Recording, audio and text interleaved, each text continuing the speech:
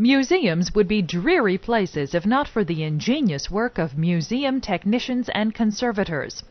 Whether preparing a painting for display or creating a housing to store priceless objects, museum professionals use their skill and knowledge to engage audiences of all ages.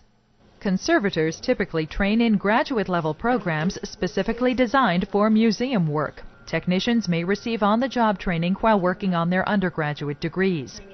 Museum technicians and conservators often develop a passionate interest in subjects ranging from artworks that are hundreds of years old to objects that are thousands of miles away. Then that intellectual pursuit becomes physical.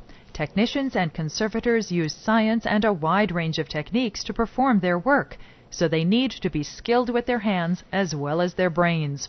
The result can be a new display that brings the past alive, or puts the present into global perspective.